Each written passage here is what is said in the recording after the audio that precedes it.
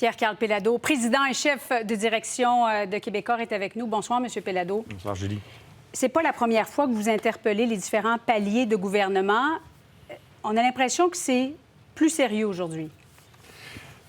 Oui, c'est très sérieux, mais en même temps aussi, je pense que c'est pas inutile de dire que ça fait 25 ans que maintenant Québecor a pris le contrôle de Vidéotron et par voie de conséquence également de TVA. Nous avons toujours été, je dirais entre guillemets, à l'avant-garde de la technologie et c'est aussi le rôle de la direction d'une entreprise d'anticiper quelles vont être les conséquences de, justement, l'implantation. On ne peut pas arrêter la technologie. D'ailleurs, elle est très utile, mais en même temps également, il faut savoir l'adapter. Il faut savoir vivre avec.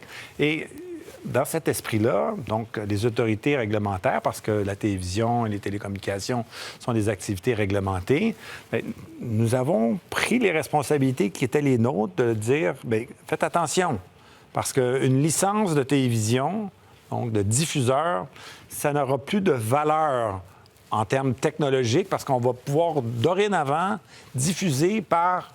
À l'époque, qui aurait pu penser qu'en 2002, 2003, 2004, l'Internet serait un véhicule aussi puissant? Oui, YouTube existait, mais c'était comme naissant. Mais là, aujourd'hui, ça a pris toute la place. Et il aurait fallu s'adapter plus rapidement. Et 25 ans plus tard, justement, on n'a pas pris les mesures nécessaires et on tarde encore à les prendre. On entendait le ministre Mathieu Lacombe aujourd'hui dire que Québec semblait hésitant, M. Péladeau, à donner à Québecor parce que Québecor fait de l'argent. Qu'est-ce que vous répondez à ça? Bien, il y a deux activités importantes, mais il y en a même plusieurs autres, là, mais les deux plus importantes sont les télécommunications et les médias, dont à l'intérieur des médias, il y a la radiodiffusion. Il n'y a pas d'entreprise qui peut vivre en subventionnant une activité pour le bénéfice de l'autre. Ça n'existe pas. Les dirigeants de l'entreprise ont des responsabilités à l'égard des actionnaires. On ne peut pas prendre à Paul pour donner à Jean. Il faut qu'une activité puisse être en mesure de pouvoir, de façon autarcique, assurer sa pérennité.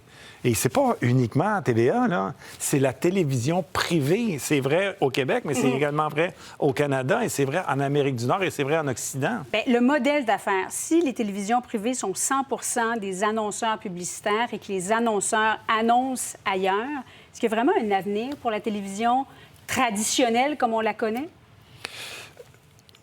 On se doit de s'adapter également aussi aux nouvelles technologies. C'est ce que nous avons fait. Donc, par exemple, pour les fictions, on produit et on diffuse sur Illico Plus, donc un service par abonnement. Mais là, on fait face quand même à des géants que sont Netflix, que sont Disney. Pour l'information, de plus en plus, on amène donc les véhicules sur les chaînes spécialisées. D'ailleurs, on est très heureux de constater que LCN fait 8 parts de marché. C'est plus que... C'est un secteur payant, l'information, là, à TVA. À cause de la chaîne spécialisée et des redevances que nous recevons de la part des distributeurs. Mais là aussi, les distributeurs font face à leurs propres défis parce que, bon, les jeunes, ils ne s'abonnent plus au câble. Donc, de moins en moins, à chaque jour qui passe, il y a moins d'abonnés, il y a moins donc, de personnes qui ont décidé de s'abonner au câble et de payer des redevances. Alors, il faut essayer d'aller sur le numérique. C'est la raison pour laquelle également aussi on fait TVA+. On essaie de rendre disponible donc chaînes de télévision sur l'Internet sans de devoir passer par la câblo-distribution.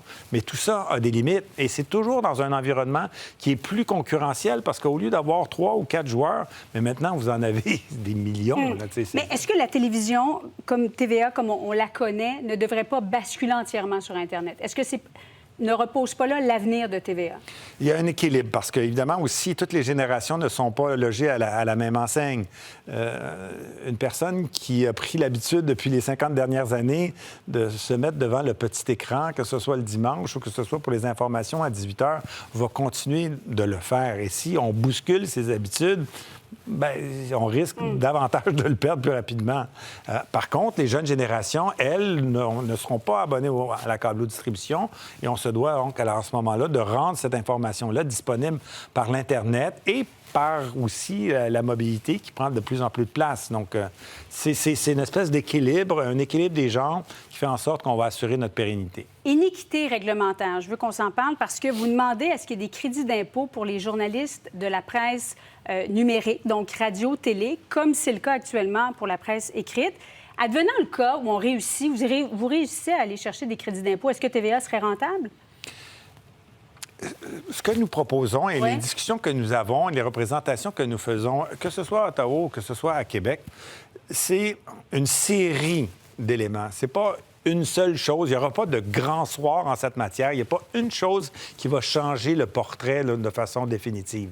Alors, on a fait la liste, que ce soit la déductibilité des revenus d'intérêt, que ce soit l'absence ou la cessation de la publicité à Radio-Canada qui va donner davantage d'air ou un peu plus d'espace. Mais ça ne sera pas une panacée universelle.